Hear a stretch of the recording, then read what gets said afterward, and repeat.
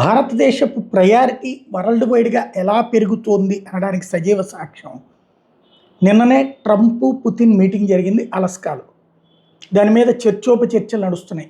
ఏమి ఆఫర్ చేశాడు Trump, Putin ఏమన్నాడు, డాన్ బాస్ వదులుకోవాలన్నాడా, లేకపోతే కనుక నాటోలో చేరద్దన్నాడా, ఇలా రకరకాలైనటువంటి జరుగుతుంది. రేపు వెల్లడిస్తానంటూ ఓ పక్కన చెప్పుకొస్తున్నాడు ట్రంప్. చివరికి ట్రంప్ ఏం మాట్లాడాడో తెలుసుకోవడానికి యూరోప్ దేశాలు పుతిన్ అడగలేక, ట్రంప్ని అడగలేక జెలెన్స్కీ వెంట వెళ్ళి ట్రంప్తో మీటింగ్ అవుతున్నటువంటి పరిస్థితి.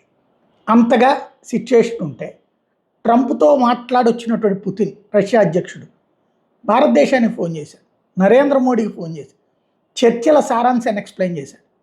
ఒక రకంగా చెప్పాలంటే పాత లేదా ప్రస్తుత ప్రపంచంలో కూడా ఆయుధపరంగా చూస్తే టాప్ 1లో ఉన్నాయి అవి రెండే, అమెరికా, రష్యా. ఆర్థిక పరంగా చూస్తే మనకంటే వెనక్కి ఉంది రష్యా, కానీ ఆయుధపరంగా చూస్తే ఇవాళకి కూడా అమెరికాకి పోటీ. అందుకని ట్రంప్ స్వయంగా పుతిన్ని కారులో ఎక్కించుకుని తీసుకెళ్ళినటువంటి పరిస్థితి, ఆ స్థాయి ఉంటుంది. అట్లాంటి పుతిన్ ఇప్పుడు భారతదేశానికి ఫోన్ చేసి, నరేంద్ర మోడీకి ఫోన్ చేసి ఏం చర్చలు జరిగినాయి అన్నది ఎక్స్ప్లెయిన్ చేసుకొచ్చినటువంటి సిచ్యుయేషన్.